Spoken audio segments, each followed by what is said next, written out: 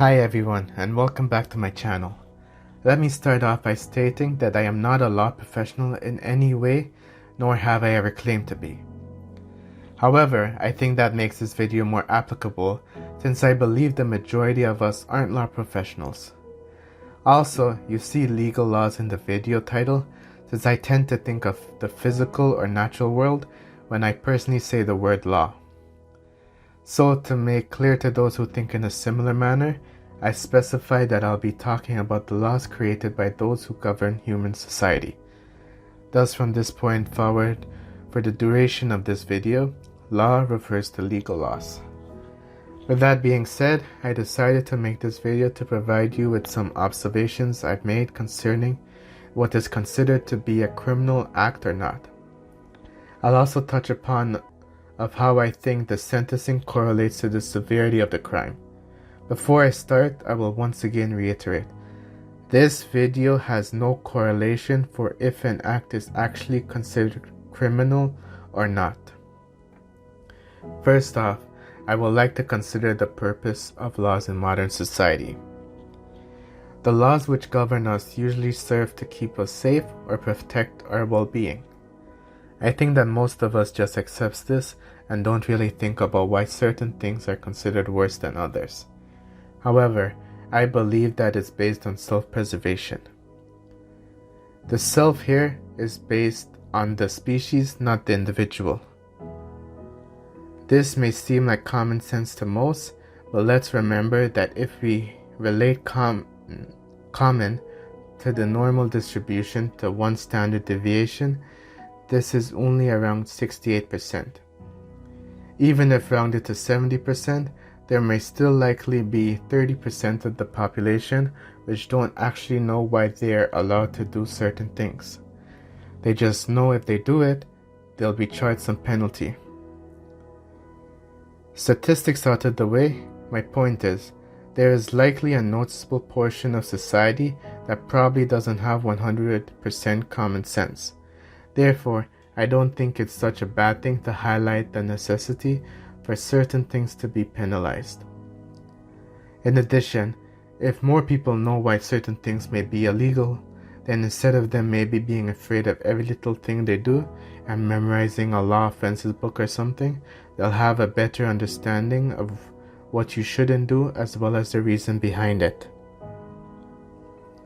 It's similar to the saying, give a man a fish, he eats for a day. Teach a man to fish, he eats for life. Now let's get back to my original point. I believe laws are put in place to preserve human society. If I ask you what is considered a criminal offense, some of you may either say murder, theft, DUI, verbal or physical abuse, or racial acts, and the list goes on. Now if we take a closer look into what the most frequent effect these acts have on society, I think you'll begin to see where I'm going with this. All of these acts cause harm onto others of the same species, thus going against preservation. As a quick side note, I realize there are also laws in place to prevent animal cruelty, more so for those considered pets rather than wild, but I don't believe they are anywhere close to severe as ones against humans, i.e. the same species. Please correct me if you feel I'm wrong in the comments below. For example, if someone runs over a cat on the road, most likely they won't be sentenced to prison. But if the same was done to a human, he could potentially get life depending on the severity and intent. So we've established that the most logical reason something is considered illegal is due to the fact that it harms at least one other member of the species.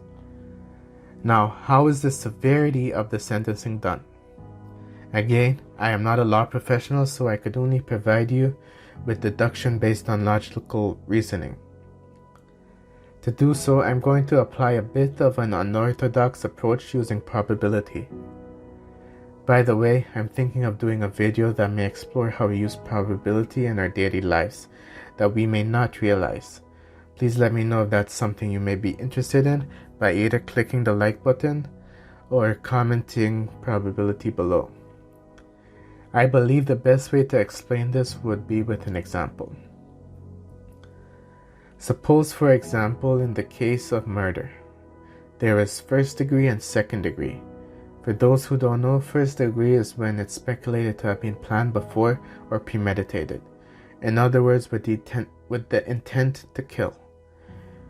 People who commit these kinds of deeds usually have some kind of motivation against the target, which leads them to such an extreme action. This is probably what comes to most people's minds when they hear of homicide. Second-degree murder is an intentional act to kill, but it wasn't premeditated to actually kill the person beforehand, only cause them severe harm. For example, if someone perhaps gets into a street fight or something. Third degree, on the other hand, is when death occurs by accident. In other words, without a motivation to kill, such as a car accident.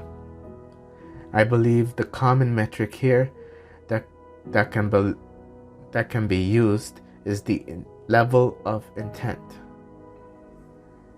Here, if something was planned, then it should logically follow that there is more intent behind the act. If we set this on a scale from 0% to 100%, indicating the level of intent behind the act, we can interpret it as the probability the act will be classified as a more severe crime. I believe this methodology can be applied to most other crimes. Generally stated, the higher the probability that actions were taken knowing it might result in the harm of a member of the human species, the crime is then likely to be of higher severity. Now let's take the example of a car accident. The factor that most likely would determine the severity of sentencing in this case might be if it was a case of DUI. Now, since DUI can be classified with increasing the intent to cause harm, the sentencing would be harsher. So far, I've discussed the purpose of laws and a way to interpret its severity. Now I would like to talk about some implications of the law in terms of the possible state of mind of the would-be victims. Since there are many different types of crime, I'm just going to talk in a broad sense.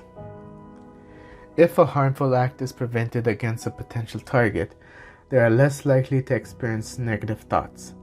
Of course, negative thoughts are a common way of cross-referencing your ideas, but it takes more of an apparent toll on yourself when it's done out of your control. Perhaps I'll make a video about cross-referencing your thoughts in the future.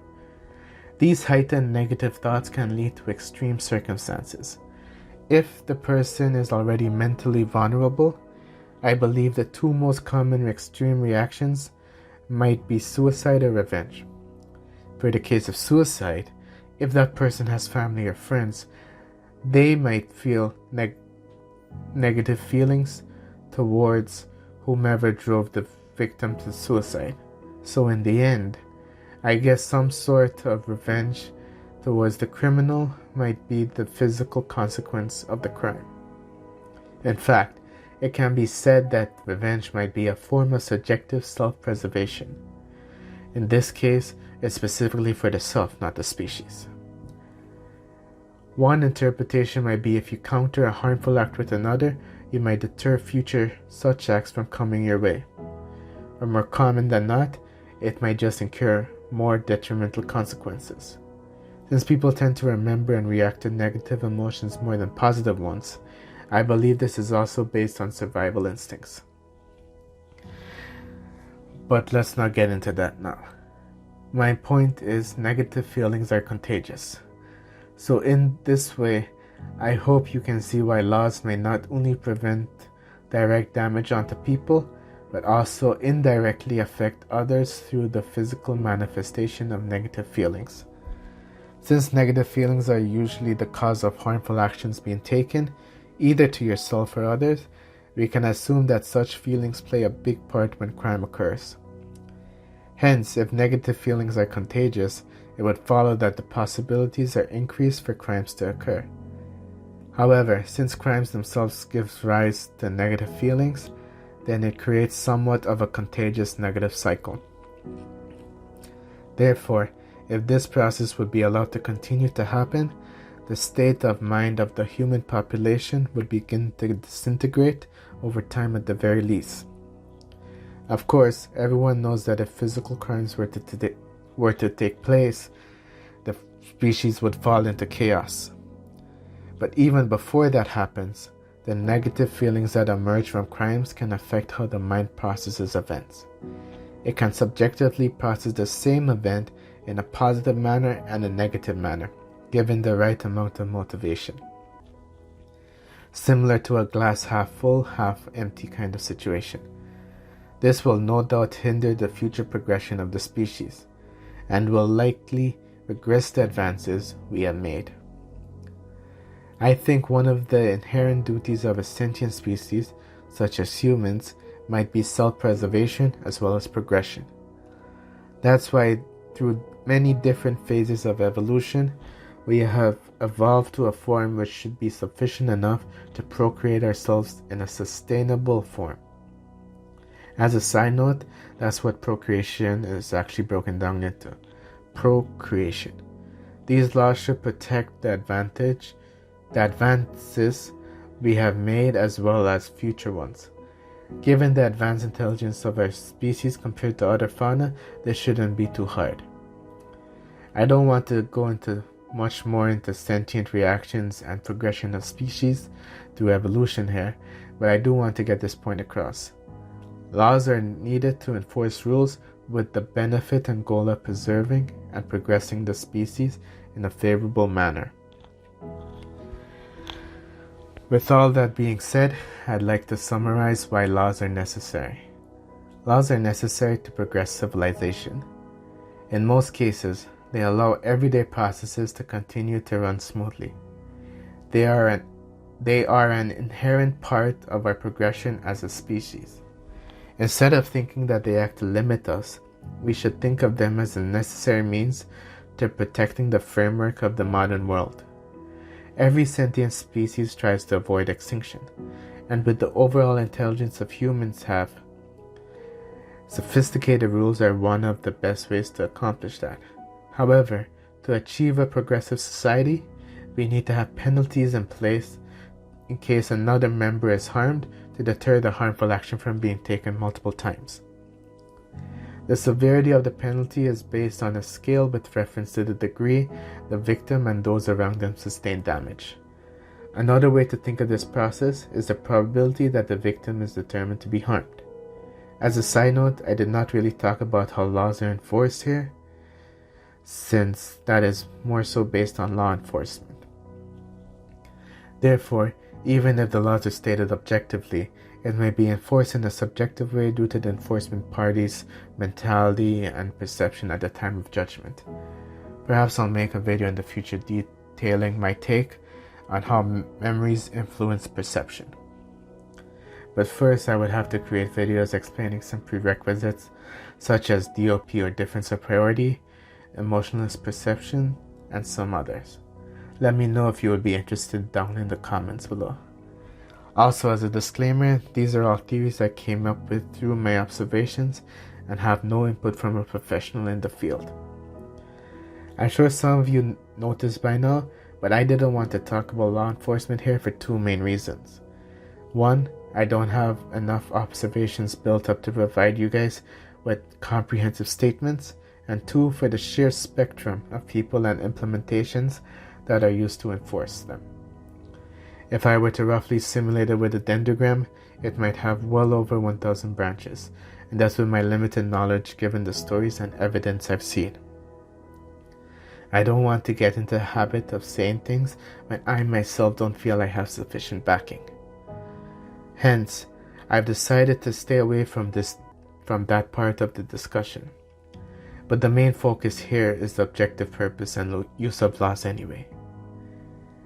Now that we've come to the end, I hope anyone listening to this has a better understanding of the objective, logical necessity of laws, and if you already knew everything I've said, I thank you for listening to me for this long. Anyways, thank you for listening to me ramble on. Bye for now, and remember, keep curious.